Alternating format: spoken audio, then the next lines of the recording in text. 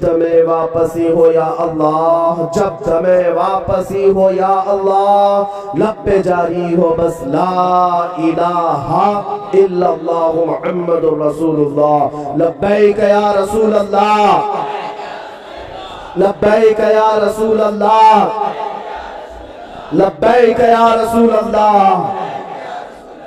ہم خانہ کعبہ کی طرف دیکھ کر نماز بھی پڑھتے تو کوئی یہ نہ سمجھے کہ ہم خانہ کعبہ کی عبادت کرتے ہیں، ہرگز نہیں۔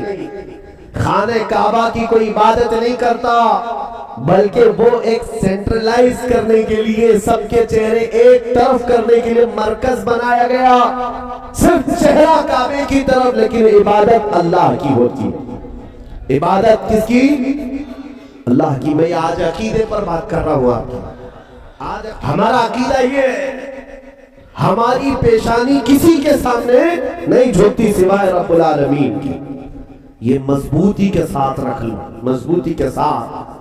اب اے سنیوں، میں یہ باتیں اس لیے عرض کر رہا ہوں کہ تمہیں خیر امت ہونے پر فخر ہونا چاہیے، چاہے جتنے بھی بڑے مرتبے والا ہے، منصب والا ہے، تو ہو سکتا ہے اس کو اخلاقاً عزت دے دو، تعظیم کر لو، لیکن اپنی پیشانی سجدے کے لیے ہرگز نہیں جھکاؤ گے۔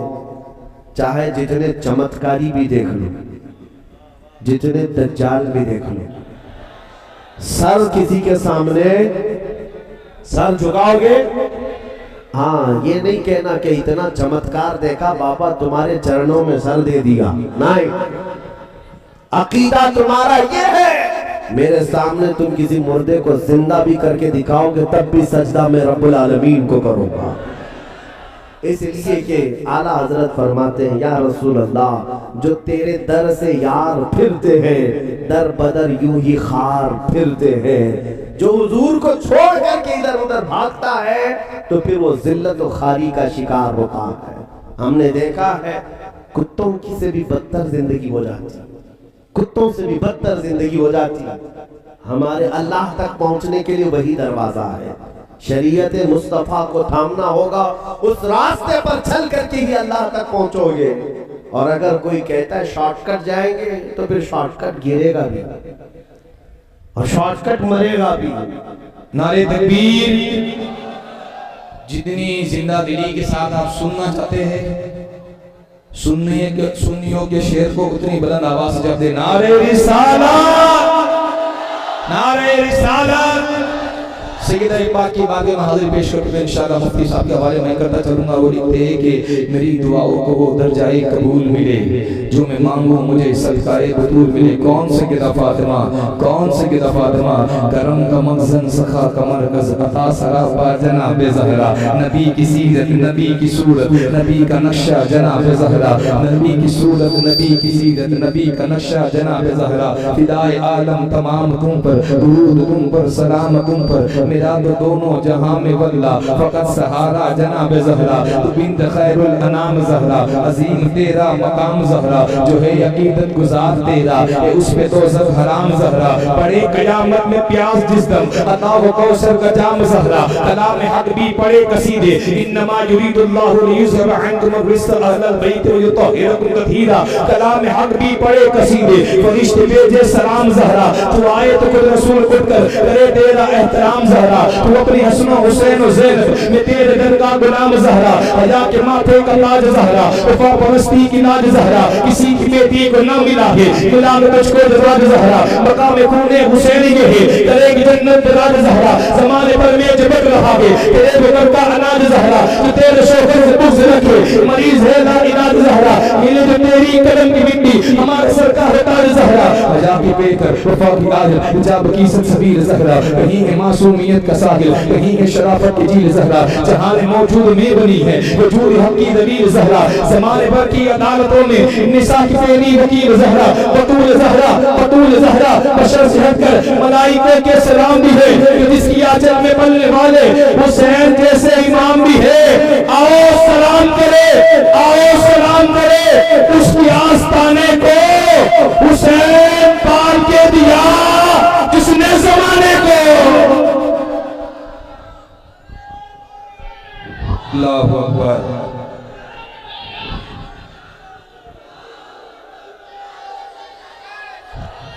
آؤ سلام کرے اس کے آستانے کو، حسین پار کے دیا جس نے زمانے کو۔ آخری مرتبہ گزارش کروں گا جس کو جہاں جگہ مل جائے وہاں وہ بیٹھ جائے، کیونکہ میں مفتی صاحب کے حوالے مائک کرنے چلا ہوں، سنیوں کی جان ہے یہ۔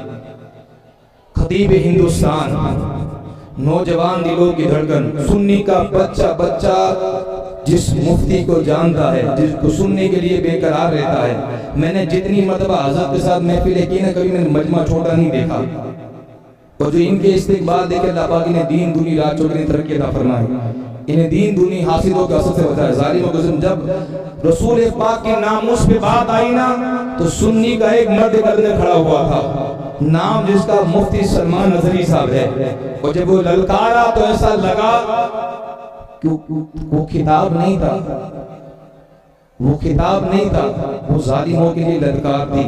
اتنے فیضان ہیں ماشاءاللہ، آپ دیکھیں کہ اتنی نسبتیں لے کے بیٹھے، یہ حضور تاج الشریعہ کی مرید ہے، شیخ الاسلام کے خلیفہ ہے، امین ملت کے بھی خلیفہ ہے، حافظ ناموس رسالت ہے، ناظر مسلک اعلیٰ حضرت ہے۔ آئیے بلا تاخیر اس خطیب کے حوالے مائکرو خطیب ہندوستان کے، جن کو بچہ بچہ سننے کے لیے بے قرار ہے، آئیے ان کا استقبال منفرد انداز میں، جن سے انہیں پوری دنیا جانتی ہے، جس نعرے سے آپ کو وہ نعرہ پسند ہے اور آپ بھی وہ نعرہ پڑھتے ہیں، بلند آواز سے مفتی صاحب کا اسی نعرے کے ساتھ استقبال کریں جس نعرے سے مفتی صاحب کو پہلے بلند آواز سے لبیک لبیک لبیک یا رسول اللہ، لبیک لبیک لبیک یا رسول اللہ، لبیک۔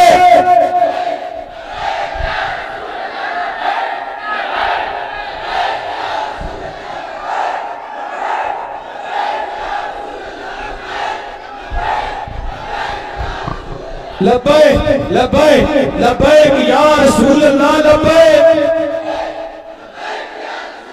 لبیک۔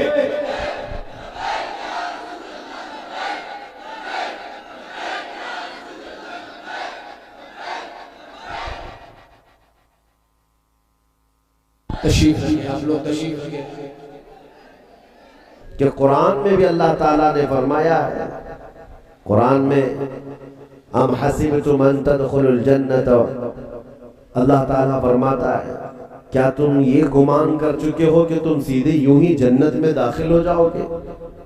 وَلَمَّا يَأْتِكُمْ مَثَلُ الَّذِينَ خَلَوْا مِن قَبْلِكُمْ مَسَّتْهُمُ الْبَأْسَاءُ وَالضَّرَّاءُ وَزُلْزِلُوا، کیا تم یہ سوچ کر کے بیٹھے ہو کہ پہلے والوں کو جیسے تکلیفیں آئی تھی ویسے تمہیں نہیں آئیں گی؟ ان کو تو تکلیفوں نے گھیر لیا تھا اور ان کو ہلا دیا گیا تھا، حتی یقول الرسول والذین آمنوا معه متی نصر اللہ، یہاں تک کہ رسول اور ان کے ساتھ والوں نے یہ کہا کہ اللہ کی مدد کب آئے گی؟ ایسے حالات آئے تھے۔ تو آج کے دور میں اے سنیو، آپ کو میں اسی بات کے لیے تیار کرنا چاہتا ہوں کہ تم آندھیوں سے ڈرنے والے اور طوفانوں سے منہ پھیرنے والی قوم میں نہیں ہو۔ اگر تمہارا ایمان مضبوط ہے تو ہر گھڑی ہر امتحان کے لیے تیار رہو۔ کبھی تمہارے ایمان کا امتحان، عقیدے اور عمل کا امتحان، اور کبھی تمہارے خواہشات پر کنٹرولنگ کا امتحان ہوتا رہے گا۔ آخری سانس تک تمہارے ساتھ امتحان ہوتا رہے گا اور تمہیں ہر گھڑی اس امتحان سے نکلتے رہنا ہوگا۔ بارشیں تو موسم کے ساتھ آتی ہیں، یہ اللہ تعالیٰ کی رحمت ہے۔ بارشوں میں جو جمع رہ جاتا ہے تب بھی بات اتنی نہیں ہے کہ بارش میں کھڑا رہ گیا، جمع رہ گیا۔ میرے عزیزوں، کفار و مشرکین کی طرف سے آنے والی آندھیوں میں بھی اگر ایمان کے ساتھ کھڑا رہ گیا ہے تو اللہ کا ولی ہے، اس کو ولایت مل جائے گی، اللہ تبارک و تعالیٰ کا قرب ملے گا۔ ان آندھیوں میں استقامت کے ساتھ کھڑے رہنے والے کے لیے میں بات کر رہا ہوں۔ قرآن میں اللہ تعالیٰ نے تمہارے متعلق فرمایا کنتم خیر امت اخرجت للناس، تم سب سے بہترین امت ہو جو لوگوں میں نکالے گئے ہو، یعنی لوگوں میں، انسانوں میں سب سے بہترین امت اللہ نے اپنے حبیب کی اس امت کو بتایا۔ تمہارا لقب ہے یہ خیر امت۔ وجہ کیا ہے؟ تأمرون بالمعروف وتنہون عن المنکر، تم اچھائیوں کا حکم دیتے ہو اور برائیوں سے روکتے ہو۔ اللہ نے ہماری یہ صفت بیان کی ہے وَتُؤْمِنُونَ بِاللَّهِ، اور تم اللہ کو بغیر دیکھے مانتے ہو۔ یہ تین باتیں تمہاری عادت میں ہے، تم لوگوں کو اچھائی کا حکم دیتے ہو، نمبر 2 برائیوں سے روکتے ہو، نمبر 3 اللہ کو بغیر دیکھے مانتے ہو۔ یہ تین چیزیں تمہارے اندر ہے یا نہیں، آج تمہیں دیکھنا ہوگا۔ اپنے اندر جھانک کر دیکھو، کیا میں اچھائیوں کی بات کر رہا ہوں لوگوں کے ساتھ، یا لوگوں کو اچھائی کی طرف بلا رہا ہوں کہ نہیں بلا رہا ہوں؟ نہیں بلا رہے ہو تو پھر خیر امت کا تم حق ادا نہیں کر رہے ہو۔ برائیوں سے تم روکتے ہو یا نہیں روکتے ہو؟ اور اگر نہیں روک رہے، چھوڑ دیے زمانے کے حالات کے اعتبار سے، تم بھی یہ سوچنے لگ گئے کون یہ سب مصیبت پالے گا، کسی کو بولو تو برا لگ جاتا ہے، میں کیوں بولوں، میں اپنا اچھا ہو جاؤں۔ تم نے اگر برائیوں سے روکنا چھوڑ دیا ہے تو خیر امت کا حق ادا نہیں کر رہے ہو۔ یہ دو باتیں آج تمہارے اندر ہونا ضروری ہے۔ عزیزان گرامی وقار، میں آپ کے سامنے ایک بات عرض کرتا ہوں۔ کئی لوگ انٹرویو میں بھی مجھ سے یہ پوچھتے رہے کہ ان حالات میں آپ علل اعلان اس طرح سخت باتیں کیوں کرتے ہیں؟ ایک بات یاد رکھو میرے عزیزو، حضور پاک کا ادنا غلام ہونے کی حیثیت سے ہم حق بات اسٹیج پر ہی نہیں، ظالم کی چھاتی پر چڑھ کر کے بھی بیان کریں۔ سبحان اللہ۔ کیونکہ ہمارے خمیر میں اللہ تبارک و تعالیٰ نے حق گوئی عطا کی ہے۔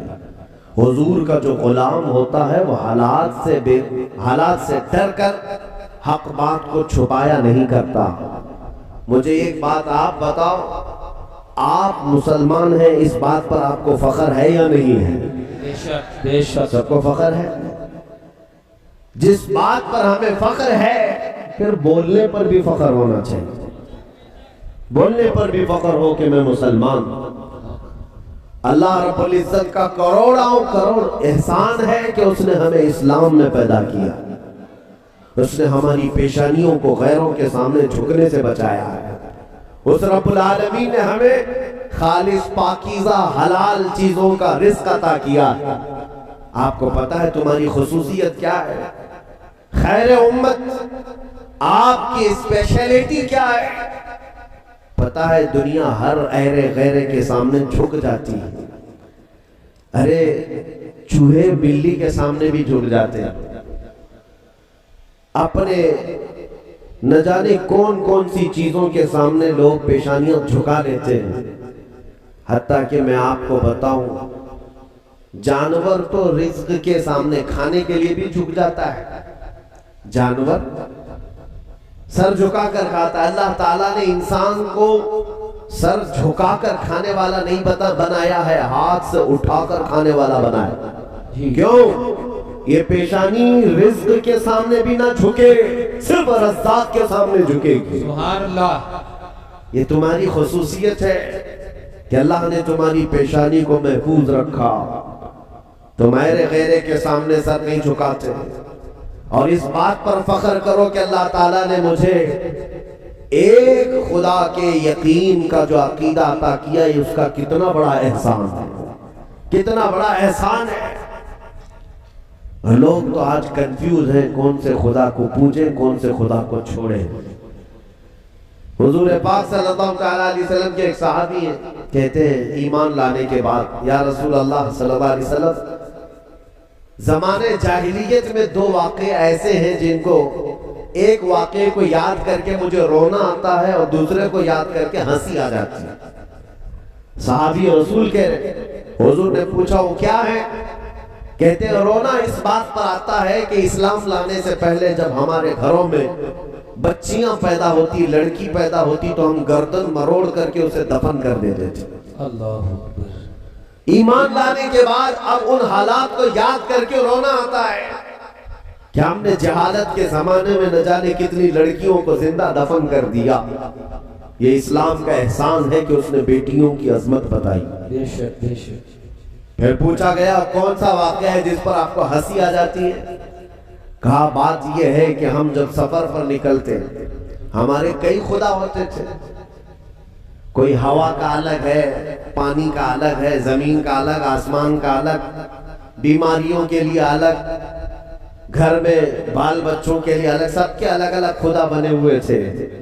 وہ کہتے جب ہم سفر پہ جاتے تو آٹے کے خدا بنا لیتے تھے، آٹا گوندھ کر کے اسی کے بنا لیتے تھے، کیونکہ جب گھر پر رہتے تھے تو پتھروں کے بنے ہوئے تھے اور وہ بھاری ہوتے تھے، اٹھا کر کہاں لے جائیں، اور ایک ہو تو لے جائیں، 100 ہے کہاں اٹھائیں گے، تو ہم آٹے کے بنا کر لے جاتے تھے۔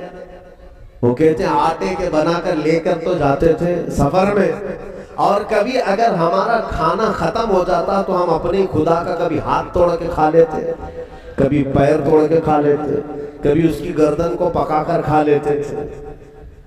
تو وہ صحابی کہتے ہیں آج ایمان لانے کے بعد اس واقعے کو یاد کر کے ہنسی آتی ہے کہ کیسی جہالت کے زمانے میں تھے، اللہ کا کتنا کروڑا احسان ہے کہ اس نے کروڑوں سے نکال کر ایک کی بارگاہ میں لیا ہے۔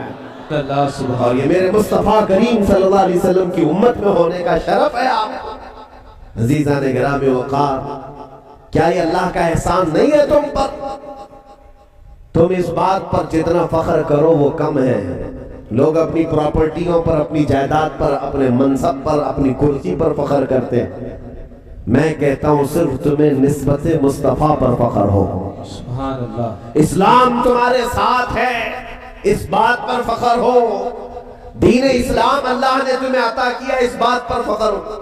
قرآن کہتا ہے وَمَن يَبْتَغِ غَيْرَ الْإِسْلَامِ دِينًا فَلَن يُقْبَلَ مِنْهُ وَهُوَ فِي الْآخِرَةِ مِنَ الْخَاسِرِينَ۔ جو اسلام کے علاوہ دوسرا دین لے کر کے آیا قیامت کے دن، اللہ فرماتا ہے ہرگز قبول نہیں کیا جائے گا، اور وہ گھاٹے میں ہوگا۔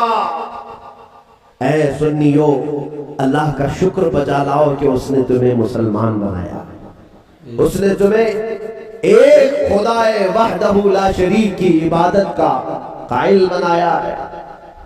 اور ایک بات میں آپ کی بتاؤں، ہماری خصوصیت، اکثر ایسا ہوتا ہے کہ مسلمانوں کو خود اپنی ویلیو نہیں معلوم ہے، اپنی حیثیت نہیں جانتے۔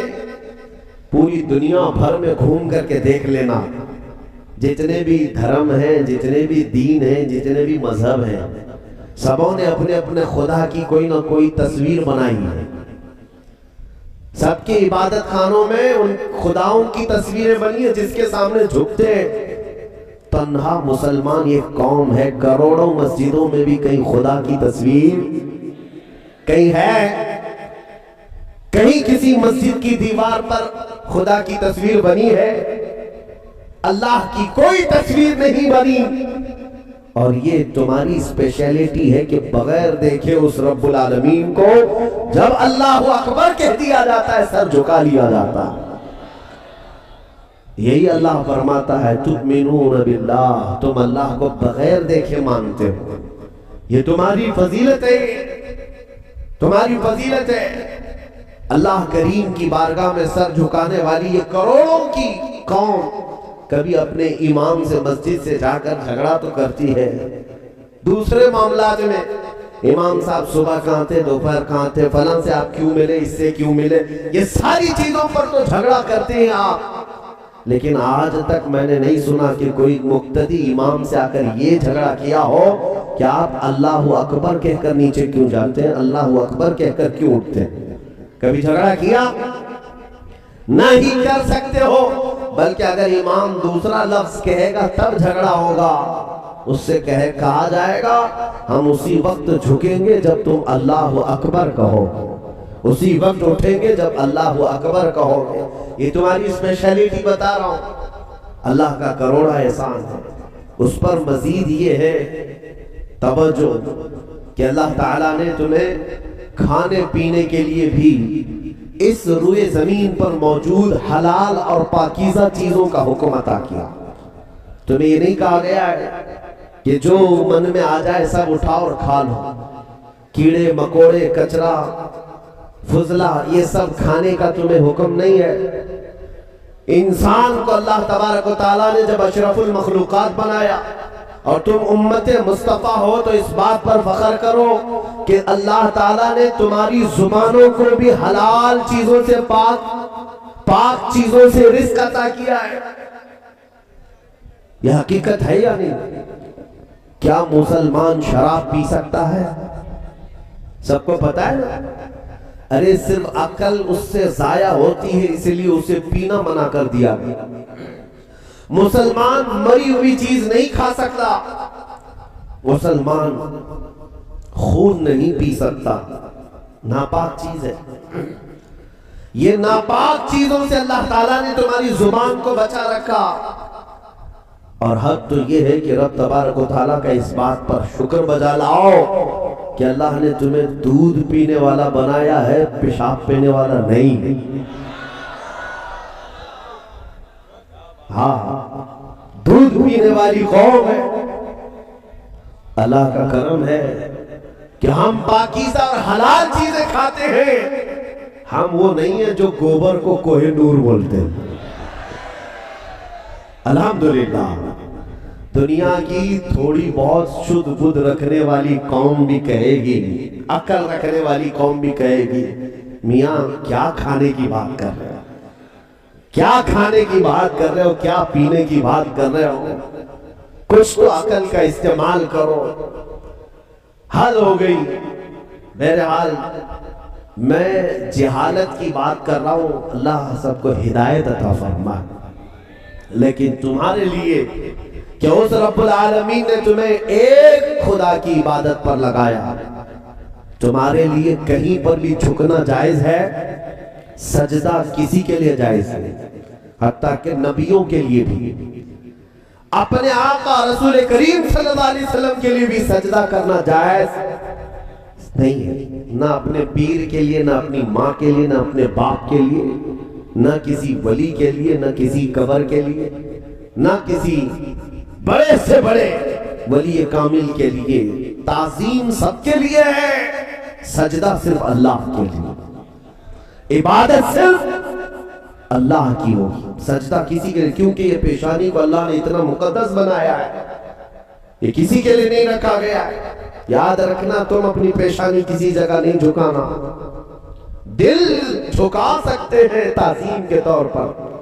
ہم اپنے اولیاء کاملین کے آستانوں پر، بعض لوگ یہ ہم پر اعتراض کرتے ہیں کہ یہ سنی سب جو ہے قبر پوجوا ہوتے ہیں، یہ قبروں کی پوجا کرتے ہیں.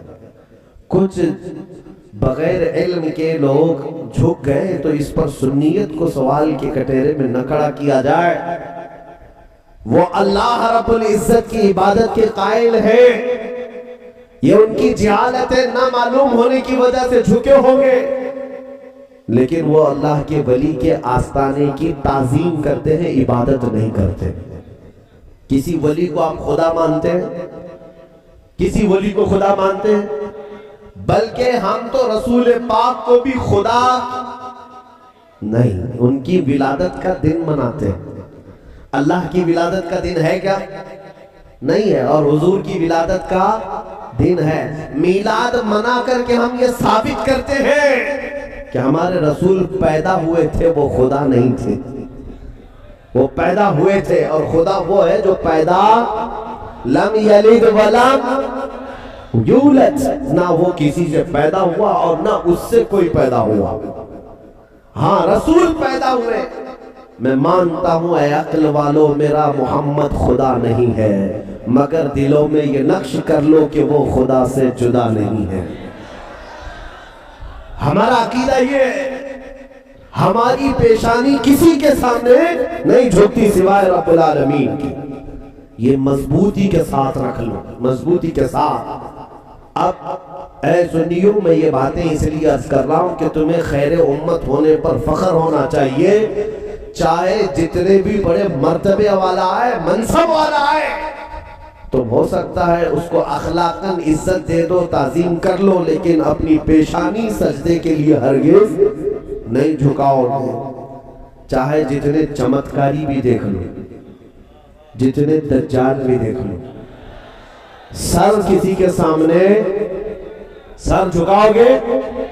ہاں یہ نہیں کہنا کہ اتنا چمتکار دیکھا بابا تمہارے چرنوں میں سر دے دیا. نہیں، عقیدہ تمہارا یہ ہے میرے سامنے تم کسی مردے کو زندہ بھی کر کے دکھاؤ گے تب بھی سجدہ میں رب العالمین کو کروں گا. سجدہ کس کو کروں گا؟ اللہ رب العزت کو کیا جائے گا. ارے جادوگر تو بڑے بڑے آتے رہے ہیں. ہاں رسی ڈال کر کے موسیٰ علیہ السلام کے سامنے لوگوں نے سانپ بنائے تھے کہ نہیں بنائے تھے؟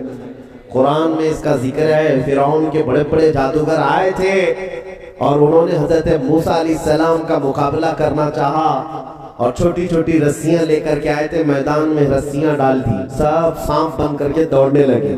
اللہ تعالیٰ نے موسیٰ علیہ السلام سے کہا تم بھی اپنی لکڑی ڈال دو, اپنا عصا زمین پر ڈالو.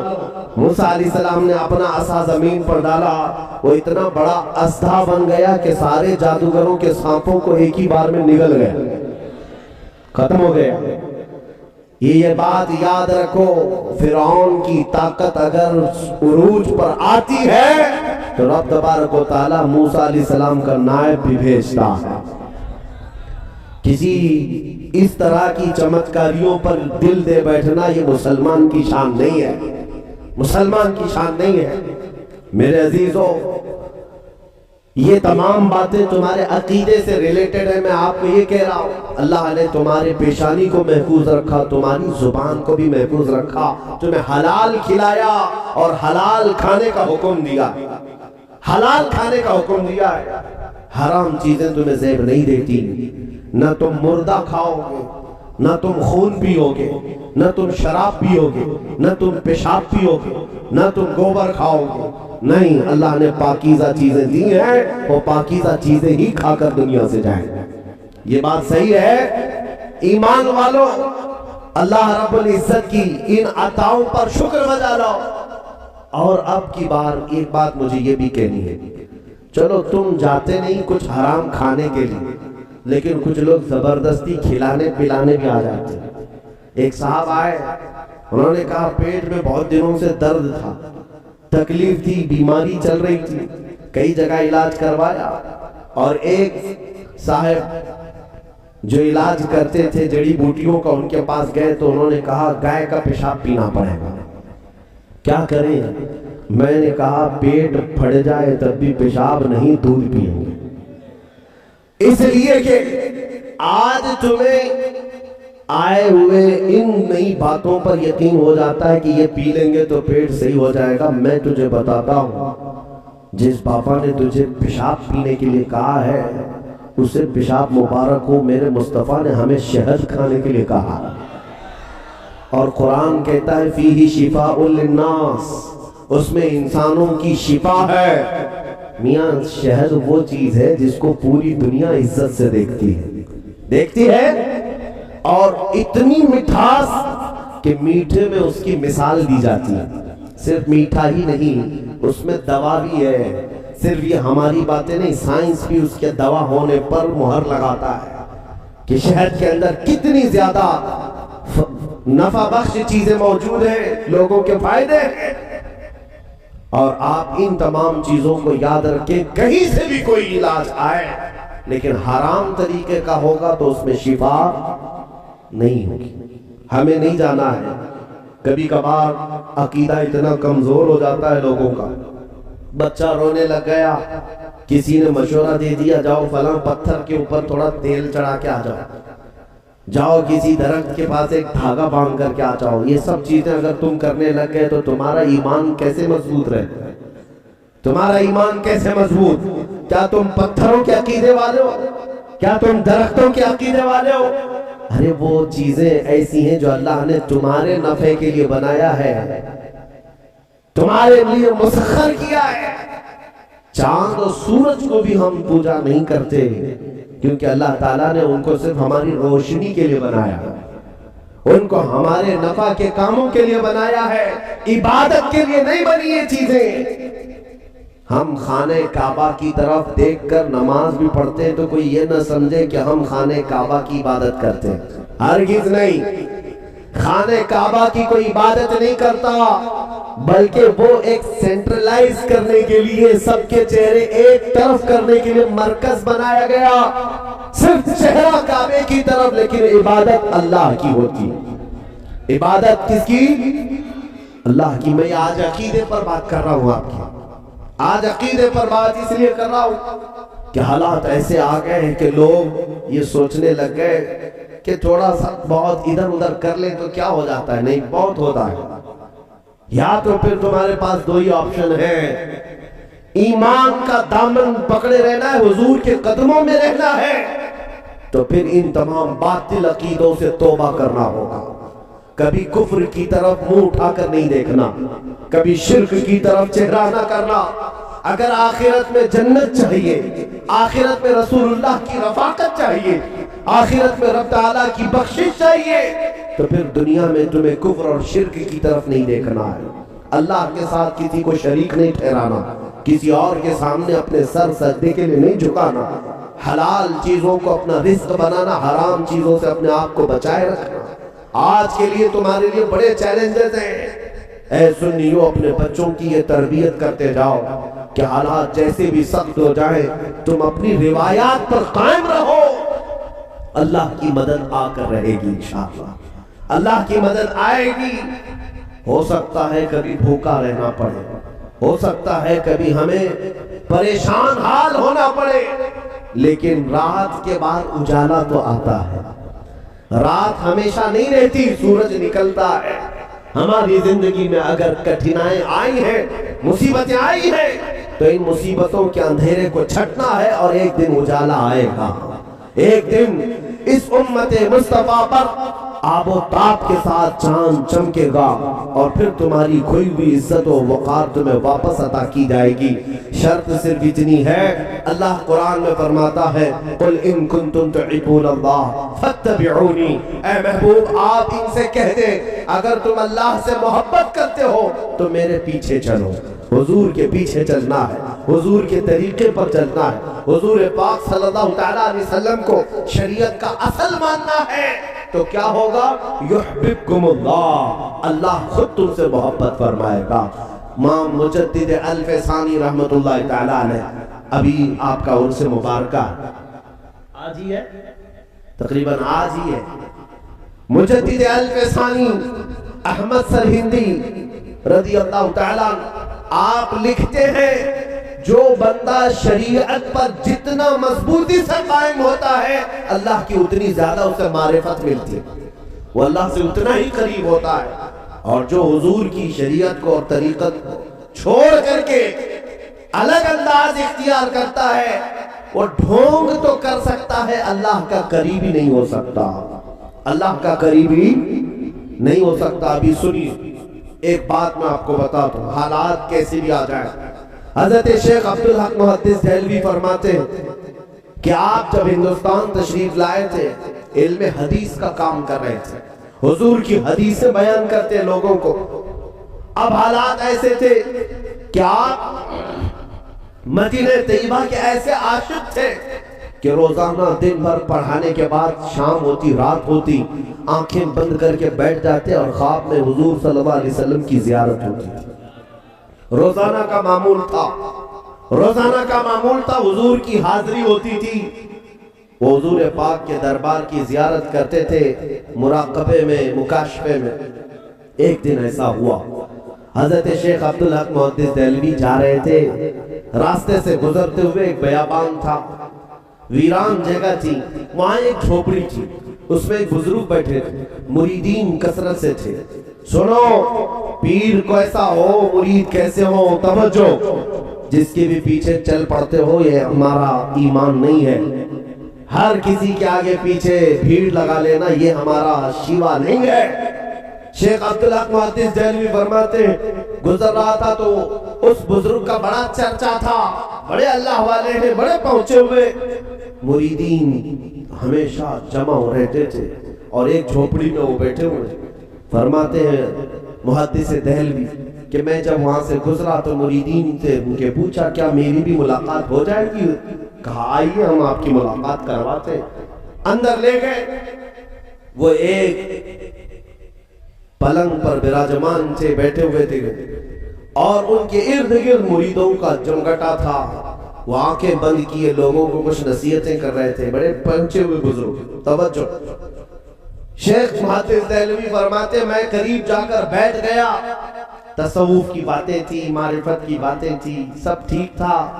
تھوڑی دیر کے بعد ان کے بغل میں کھڑا ایک مٹکا بھرا ہوا تھا، اس میں شراب رکھی ہوئی تھی اور پیالہ بھر بھر کر کے وہ سب کو پلا رہے تھے، اور پیر صاحب کے پاس بھی وہ پیالہ پہنچا۔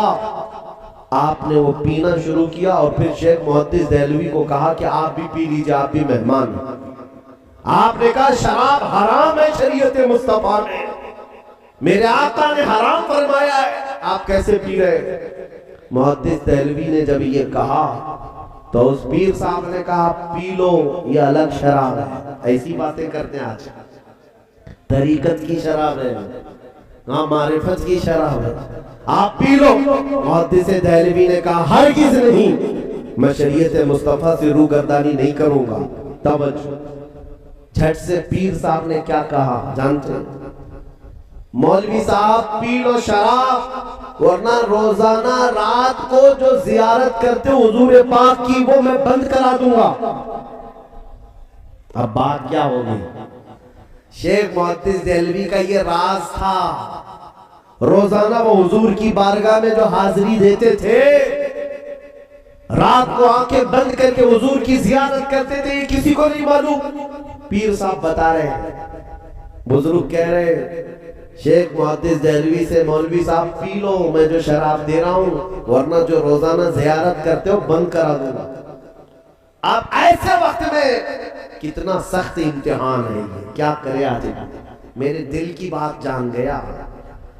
ہاں ابھی تو ایک چھوٹے دجال کی چٹی پر لوگ بک جا رہے ہیں، ہاں صرف چٹی میں آ رہے، میں بتاتا ہوں یہ کیا لے کے آیا، وہ کیا لے کے آیا، ہماری شریعت کیا کہتی ہے۔ سنو، پیر بول رہا ہے کہ رات کو جو تم زیارت کرتے ہو روک دوں گا۔ محدث دہلوی کہتے ہیں ایک طرف میرے دل کے حالات جان رہا ہے اور ایک طرف شریعت کے خلاف کرنے کا حکم دے رہا ہے، کیا کروں، پی لوں یا چھوڑ دوں؟ اخیر کار عشق مصطفیٰ نے جواب دے دیا۔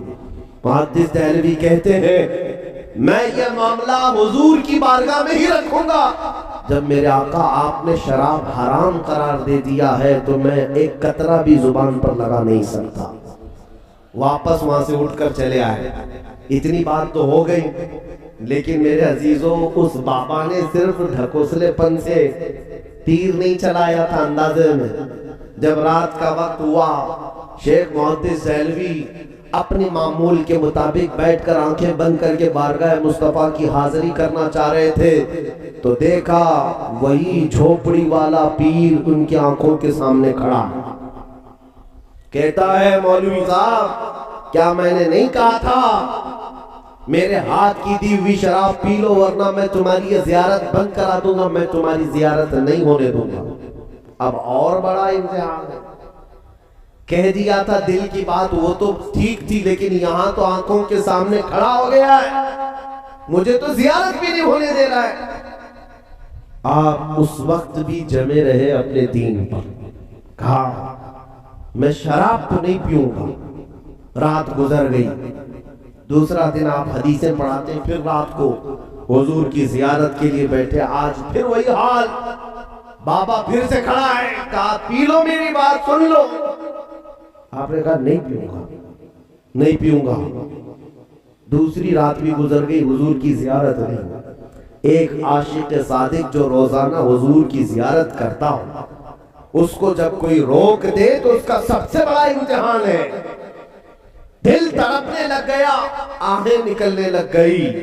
تیسری رات تھی، شیخ محدث دہلوی کہتے آج اگر حالات ویسی ہی ہوئے تو پھر میں تو مر جاؤں گا بغیر حضور کے۔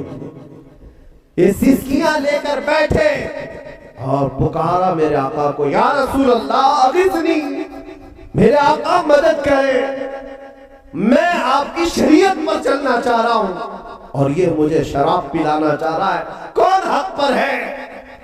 حضور کی بارگاہ میں ابھی آنکھیں بند کیے تھے، وہ بابا آ رہا تھا، سامنے تھا، اچانک دھواں جیسا اڑا اور یہ بابا جو تھا دھواں میں اڑ گیا اور حضور کی قبر انور سے آواز آئی، اخرج یا کلب، اے کتے ہمارے دربار سے نکل جا۔ اور شیخ محدث دہلوی کی طرف آواز آئی، عبدالحق تم اپنے امتحان میں کامیاب ہو گئے، آ جاؤ آ جاؤ۔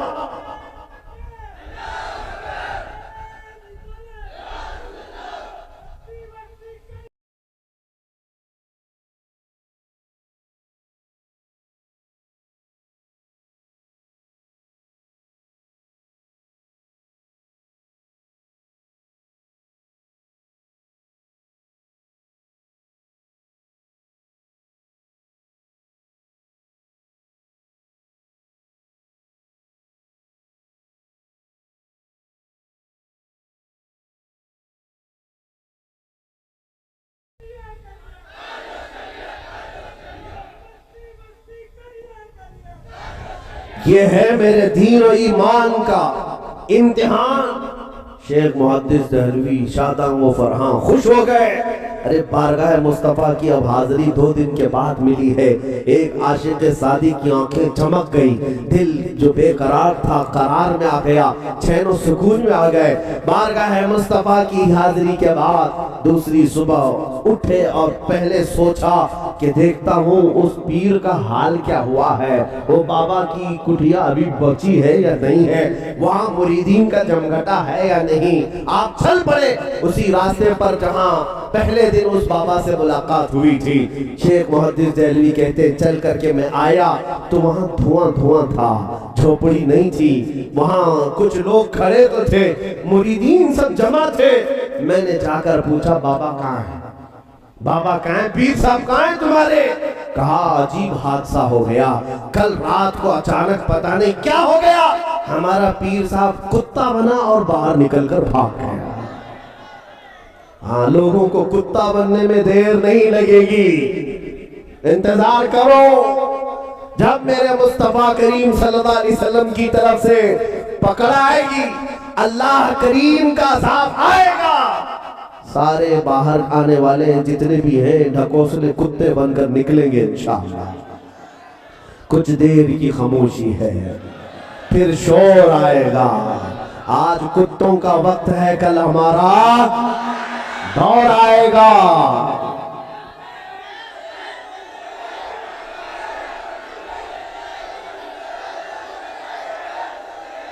لبیک یا رسول اللہ۔ بس اے مسلمانوں توجہ، اپنے دین پر اور اپنے ایمان پر جمے رہنا، ڈٹے رہنا، چاہے جیسے بھی امتحانات آئیں، اس بات پر یقین کے ساتھ عمل کریں گے انشاءاللہ۔ اور اے سنیوں، ہم تو کربلا والے ہیں یا نہیں؟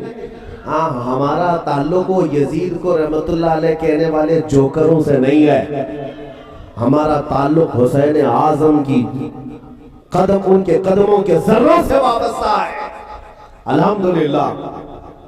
تو آپ سے میں یہ بات کہنا چاہتا ہوں کہ ایمان تمہارے ساتھ ہے، اللہ کی ذات پر یقین ہے۔ پوری دنیا ہی سب کچھ نہیں، آخرت میں تو دیکھنا ہے، آخرت پر یہ ایمان ہے۔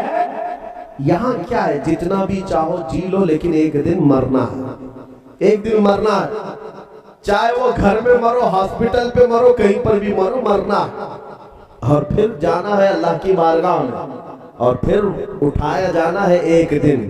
اور اسی دن کے بارے میں ہم کہتے ہیں عرش حق ہے مسند رفعت رسول اللہ کی، دیکھنی ہے حشر میں عزت رسول اللہ کی۔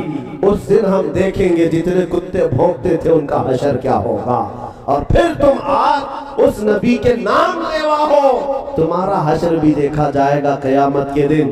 حشر میں منادی یہ اعلان کرے گا، کہاں ہے وہ عظمت رسول کی بات کرتے تھے، کہاں ہے وہ اللہ کے حبیب کی بات کرتے تھے، کہاں ہے وہ نبی پاک کے دامن سے وابستہ رہتے تھے۔ حق تو یہ ہے میرے عزیزو، خود میرے آقا فرماتے ہیں، ایک صحابی نے پوچھا آقا قیامت کے دن آپ کا حال کیا ہوگا، آپ کہاں ہوں گے؟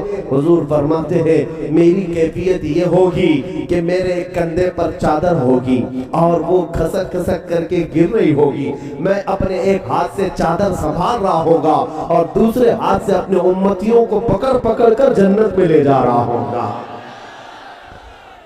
آخرت تو دیکھنی ہے، ہمیشہ کی زندگی آخرت کی ہے، اس لیے یہاں پر اپنے دین کا اور اپنے ایمان کا سودا ہرگز نہ کرنا. کبھی مصیبتیں آئیں تو بلال حبشی کو یاد کر لینا, کبھی زیادہ تکلیفیں آئیں خبیب ابن عدی کو یاد کر لینا, حضرت خباب ابن عرت کو یاد کرنا, سیدہ سمیہ کو یاد کرنا. یہ وہ صحابہ کی بات کر رہا ہوں کفار نے جن کو سولیوں پر چڑھایا, کسی کو انگاروں پر سلایا ہے, کسی کے ناک کان کاٹ دیے, انگلیوں کے ناخنوں کو پکڑ سے کھینچ دیا, ان کی آنکھوں میں گرم سلائیاں پھیر دی. لیکن ان تمام مصیبتوں کے باوجود ان کا صرف ایک ہی نعرہ تھا, جو جان مانگو تو جان دے دیں, جو مال مانگو تو مال دے دیں, مگر یہ ہم سے کبھی نہ ہوگا نبی کا جاہو جلال دے دیں.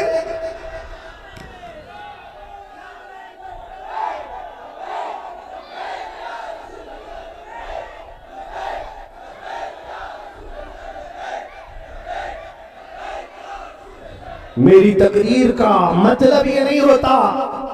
ابھی 2 دن پہلے ایک صاحب ہم سے انٹرویو لیتے ہوئے کہہ رہے تھے کہ آپ کو چنوتیاں لینے میں شوق ہے کیا؟ ہم نے کہا ہم چنوتیاں لیتے نہیں ہیں, دیتے. کون اسلام کو چنوتی دیتا ہے؟ کون ہے؟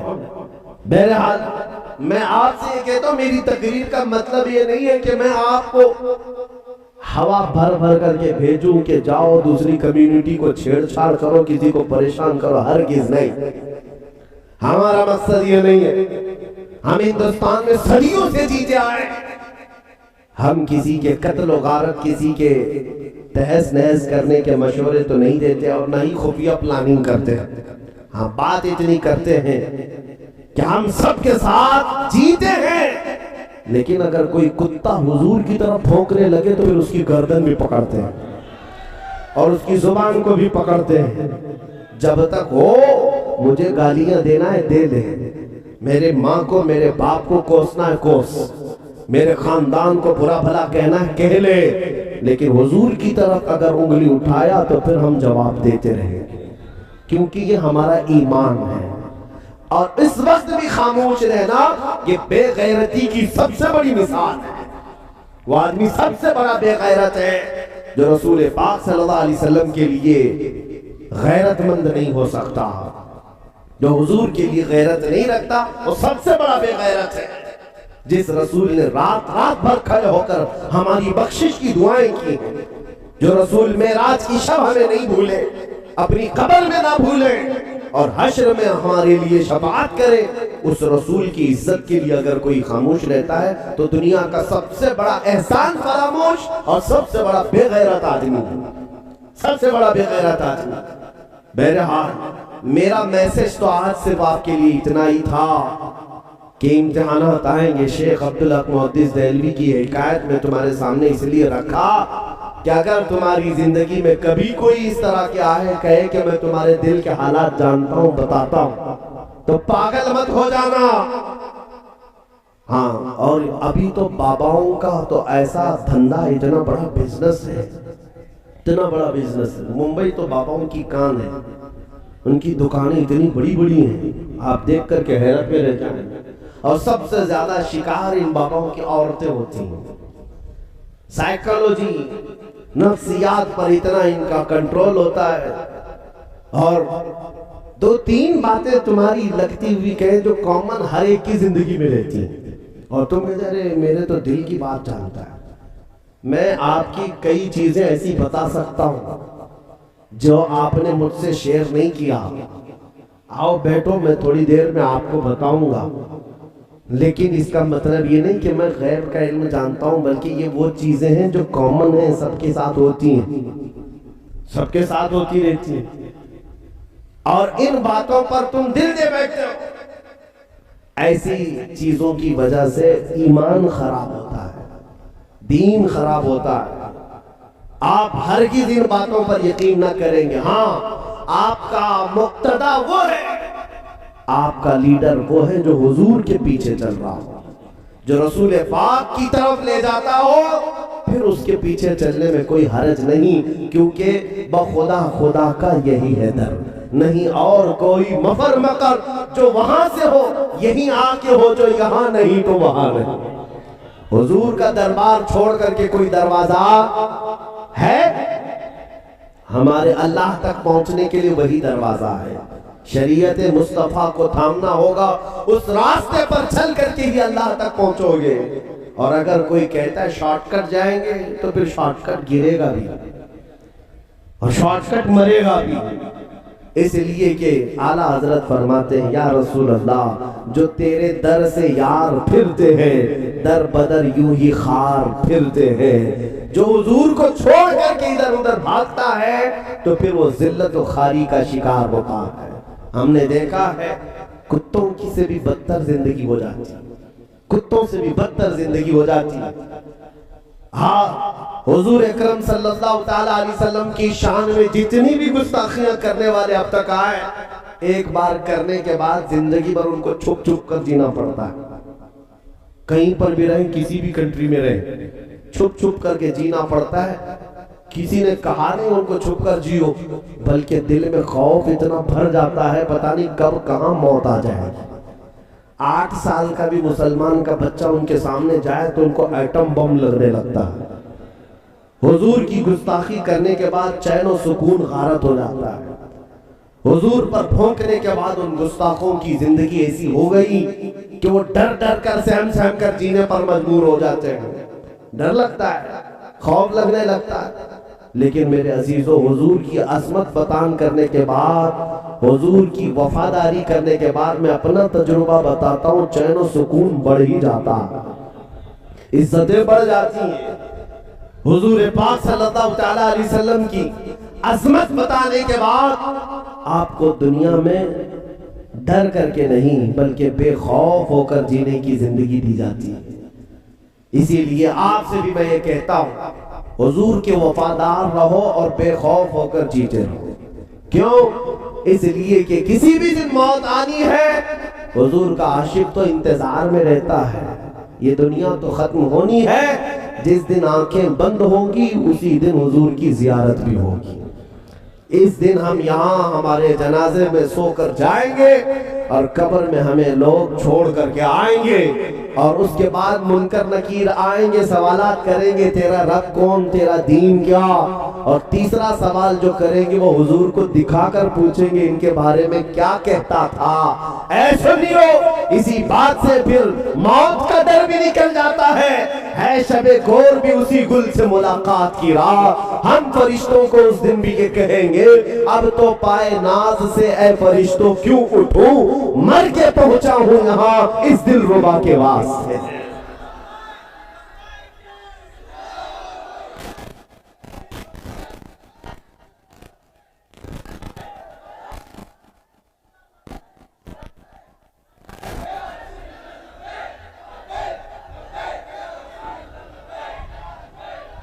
توجہ, آپ حضرات کو ان باتوں کا خیال رکھنا ہے کہ اپنے دین و ایمان پر مضبوطی سے قائم رہیں گے انشاءاللہ. اور ایک بات میسج دیتا ہوں, حالات روز کچھ نہ کچھ اخبار آتے رہیں گے, یہ بڑھتی جائیں گی چیزیں. ٹرین میں کسی آتنکوادی نے 3 مسلمانوں کو مار دیا, پھر کہیں سے کسی ٹیررسٹ آتنکوادی نے مسلمانوں کو صرف گوشت کے نام پہ ہلاک کر دیا, کہیں موب لنچنگ کی, یہ سب خبریں آتی رہتی ہیں. کچھ اس کو سیریس لینے کی ضرورت نہیں. سیریس اس معنی میں کہہ رہا ہوں کہ لاپرواہ مت ہو, بلکہ اپنے دین کے بارے میں کہہ رہا ہوں. پھر تم ڈر کر کے ٹوپی چھپانا, داڑھی نکالنا اور پھر سیکولر بننے کا ناٹک مت کرو. دنیا تمہیں اچھی طرح پہچانتی ہے تم حضور کے غلام ہو. دنیا تمہیں پہچانتی ہے حضور کے غلام ہیں, اور پھر پورے غلام بن کر جینے میں پھر خوف کیا ہے, ڈر کیا ہے. اگر کسی جگہ کسی بھی غریب مسلمان کو پکڑ کر کے مجبور کر دیا جاتا ہے اور اسے مار مار کر, کبھی ہم نے دیکھا کسی بزرگ آدمی کی داڑھی پکڑ کر مار رہے ہیں, کبھی کسی نوجوان کو مار کر کے کہا جائے میرے خدا کا نام لے, میرے خدا کا نام لے. تف ہے, حیرت ہوتی ہے, تم کسی کو پکڑ کر مار مار کر کہہ رہے میرے خدا کا نام لے, میرے خدا کا نام لے. یہ تو بلال حبشی کے وارثین ہیں, انگاروں پر سو کر بھی کہیں گے اللہ اکبر, اللہ اکبر. اللہ سب سے اللہ سب سے ہم اس دن سنے تھے یہ آواز جس دن ہماری ماں کے پیٹ سے ہم باہر آئے تھے. کسی نے کانوں میں اذان دی ہے کہ نہیں دی ہے؟ ہاں مولوی صاحب بچہ پیدا ہونے کے بعد پہلے ہی گودی میں لے کر کان میں کیا پڑھتے ہیں؟ اللہ اکبر اللہ اکبر. سب سے پہلا لفظ تمہارے کانوں میں کیا جاتا ہے؟ اللہ سب سے بڑا ہے، اللہ سب سے بڑا ہے. تم پیدا ہوئے تھے یہ سن کر کے آئے تھے میرے عزیزوں، اور پھر جب ہوش آیا ہر مسجد سے تمہیں یہی آواز آتی رہی، ہر مسجد سے یہی آواز آتی رہی. اور پھر جس دن مریں گے ہمارے جنازے کو باندھ کر کے لائیں گے لوگ کفن سے ہمیں، ہمارے لاشوں کو، اور امام کے سامنے رکھیں گے قبر میں. ہم اس وقت تک نہیں جائیں گے جب تک پوری قوم پیچھے کھڑے ہو کر کیا کہے گی؟ اللہ اکبر، اللہ سب سے. ارے ہم آئے تھے تو اللہ کو بڑا کہتے ہوئے اور جائیں گے بھی تو اللہ کو بڑا کہتے ہوئے. جب ہمیں معلوم ہے اللہ سب سے بڑا ہے تو پھر ایرا غیرا نتھو کھیرا کیڑا کہاں سے بڑا ہو سکتا ہے؟ اللہ کی طاقت کل بھی تھی، آج بھی ہے، ہمیشہ رہے گی. اللہ حی اور قیوم ہے، وہ ہم سب کا خدا بلکہ پوری کائنات کا پالنہار حقیقی ہے.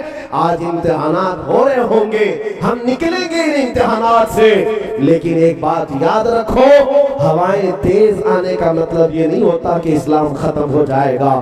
آندھیاں تیز چلنے کا مطلب یہ نہیں ہوتا کہ اسلام کا وجود ختم ہو جائے گا. ارے اس سے بڑے بڑے چنگیز، ہلاکو اور نہ جانے کتنے یزید آئے گئے. اسلام جب بھی لہلہاتا تھا آج بھی لہلہا رہا ہے. اسلام تیری نبض میں ڈوبے گی حشر تک، تیری رگوں میں رواں خون ہے چار یار کا. اسلام کو ختم کرنے والے ختم ہو گئے، مٹ گئے، مٹتے ہیں مٹ جائیں گے آدھا تیرے. نہ مٹا ہے نہ مٹے گا کبھی چرچا تیرا یا رسول اللہ، رہے گا یوں ہی، رہے گا یوں ہی، تیرا چرچا رہے گا. پڑے خاک ہو جائیں جل جانے والے، تو گھٹائے سے کسی کے نہ گھٹا ہے نہ گھٹے گا. جب بڑھائے تجھے اللہ تعالیٰ تیرا، اسلام کی فطرت میں قدرت نے وہ لچک دی ہے، جتنا ہی دباؤ گے اتنا ہی وہ ابھرے گا.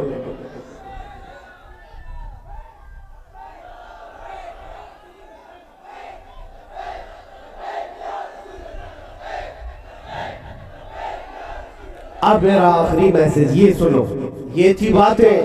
حالات سے خوف زدہ ہو کر سولی پر چڑھ جائیں، ہم کوڑے کھائیں، چاہے جس حالات میں بھی جائیں. جب جانا ہی ہے تو اللہ کو بڑا کہتے ہوئے کیوں نہ جائیں؟ اللہ کی جنت میں جانا ہے، شداد کی جنت میں نہیں. اللہ کی جنت میں جانا ہے تو اللہ کو بڑا کہہ کر جائیں گے، اللہ پر ایمان رکھ کر جائیں گے. نوجوان ہر گھڑی اس بات کے لیے تیار رہے، مجھے اگر کوئی ٹکڑے پھینک کر کے یہ کہے یہ لے لے اور تیرا دین چھوڑ دے تو اسے ٹکڑوں کی طرح چھوڑ دینا. کہنا اس طرح کے بہت ساری دنیا میں ٹھوکریں مار دوں گا، بھوکا رہ لوں گا، لیکن میرے مصطفیٰ کی شریعت سے روگردانی نہیں کروں گا. حضور سے غداری کرو گے، حضور پاک سے غداری کرو گے، نبی پاک صلی اللہ علیہ وسلم سے غداری ہرگز نہیں ہو سکتی. تو یہ یقین کے ساتھ آج تمہیں اٹھنا ہے. کبھی کبھار نوجوان یہ کہتے ہیں ہمیں روزی نہیں مل پاتی، ہمیں جاب نہیں مل پاتی، ہمیں ہمارے نام کی وجہ سے، ہماری داڑھی کی وجہ سے، ہماری ٹوپی کی وجہ سے نوکریوں پر فرق آتا ہے. اے مومنو، یہ امتحانات ہیں. یقین پیدا کرو، رزاق اللہ ہے جو چونٹیوں کو سوراخ میں رزق دیتا ہے، جو پانیوں میں مچھلی کو رزق دیتا ہے. کیا وہ اشرف المخلوقات کو رزق نہیں دے گا؟ میرا امتحان ہوگا، اگر میں جمع رہ گیا تو مولا 70 دروازے میرے لیے کھولے گا. تم اپنے نبی کے قدموں سے وابستہ رہو. حالات بدلتے ہیں. ایک دن مکہ والوں نے بھی یہی سوچا تھا، بلال حبشی کو مار مار کر کے، انگاروں پر لٹا کر کے، ان کی پشت پر گرم سل رکھ کر کے انہیں اتنا تکلیفیں دی تھی کہ ان کی ریڑھ کی ہڈی دکھتی تھی، ان کی پیٹھ کا گوشت گل گیا تھا. اس وقت وہ سوچتے تھے اب مرے گا، اب ختم ہو جائے گا، سب ختم ہو جائے گا.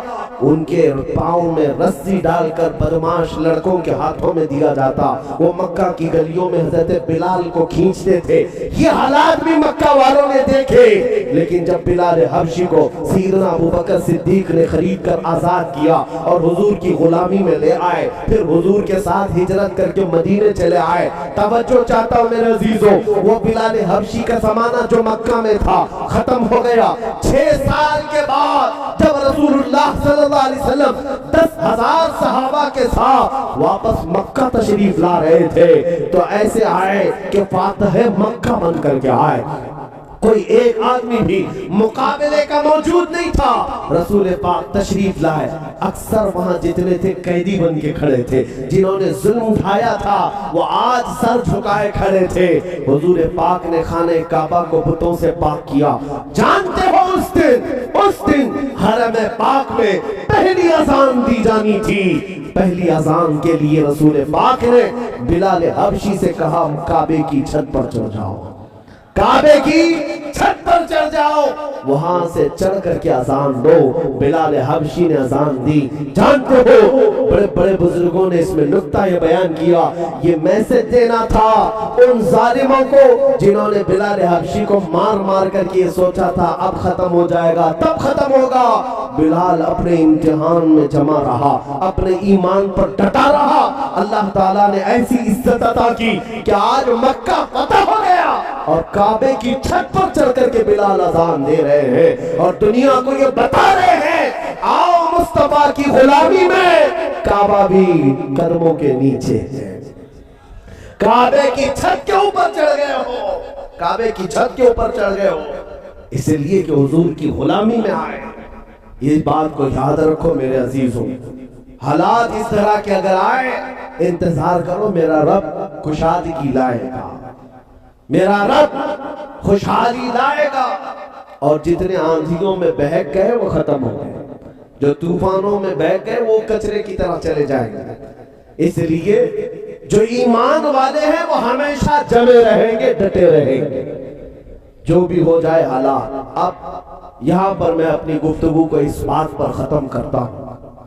ہوتا ہے آپ لوگ یہ پوچھیں گے کہ آپ اتنی بڑی بڑی باتیں کہہ رہے ہیں، جب حالات خراب ہیں تو کون آتا ہے ہماری مدد کے لیے؟ کوئی نہیں آتا۔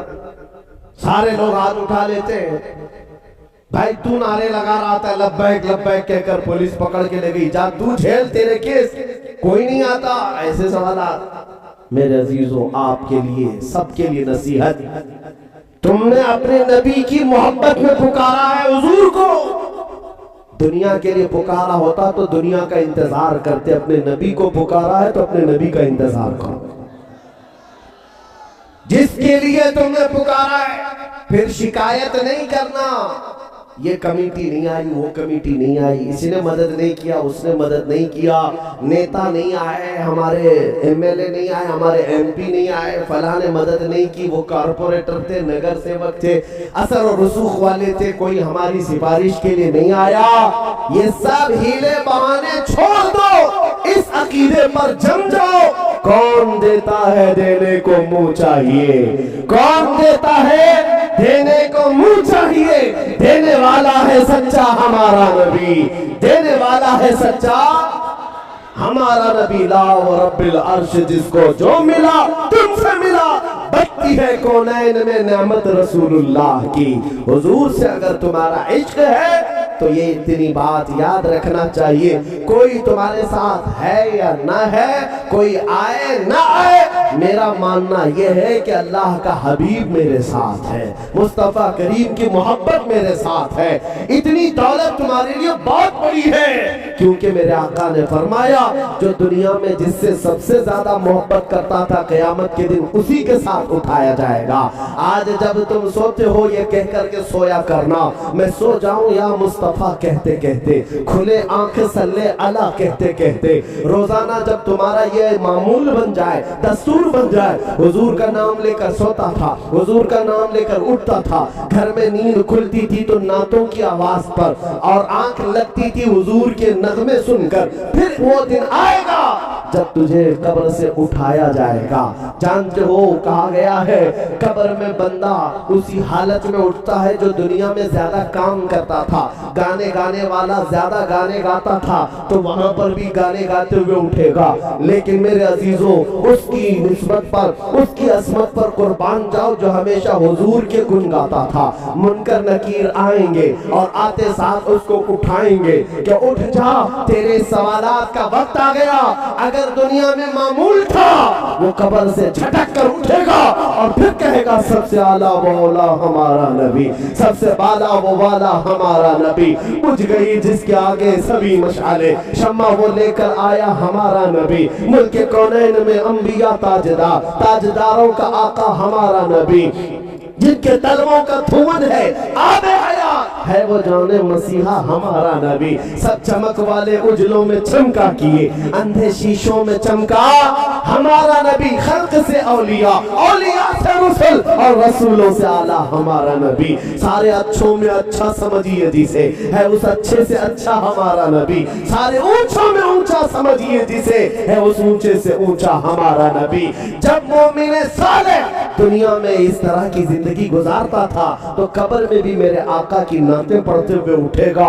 منکر نکیر پھر اس کی یہ ادا دیکھ کر ہو سکتا ہے کہ کہے نم کا نومت العروس, سو جا جیسے دولہا سوتا ہے, سو جا جیسے دولہا سوتا ہے. اس لیے زندگی بناؤ میرے مصطفیٰ کے قدموں سے وابستہ رہ کر. حالات جیسی بھی آئیں گے حضور سے ہم بے وفائی, حضور سے ہم غداری, حضور سے ہم منہ پھیر کر زندگی نہیں گزاریں گے, حضور سے دور رہ کر زندگی نہیں گزاریں گے.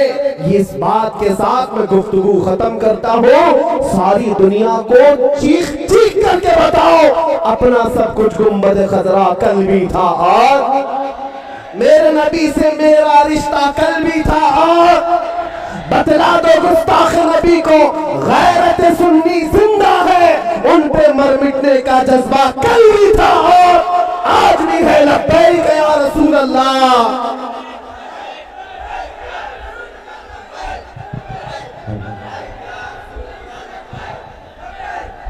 مصطفیٰ جانے رحمان پیلا سلام, مصطفیٰ جانے رحمان پیلا سلام, شمع بز میں ہدایت پیلا سلام, شمع بز میں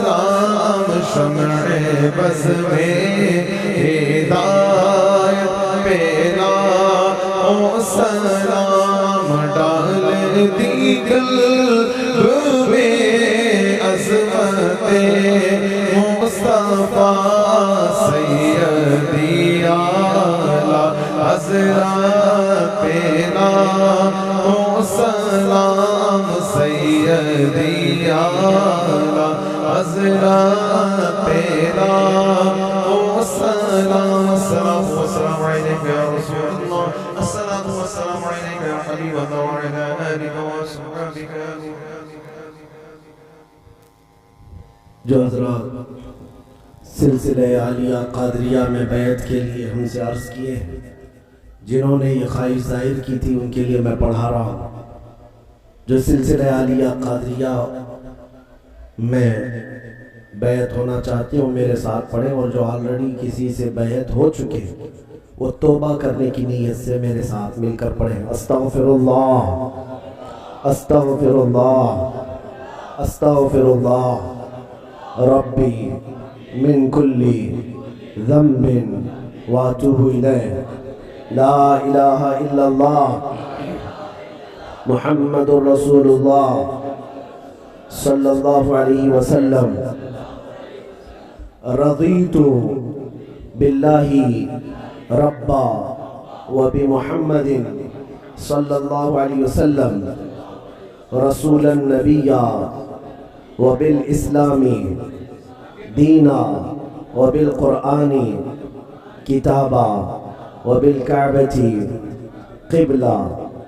الہی میں نے توبہ کی اپنے پچھلے تمام گناہوں سے، عہد کرتا ہوں شریعت مصطفیٰ صلی اللہ علیہ وسلم پر قائم رہوں گا، ہر فرض ہر واجب کو ان کے وقتوں پر ادا کرتا رہوں گا، ہر برائی سے بچتا رہوں گا۔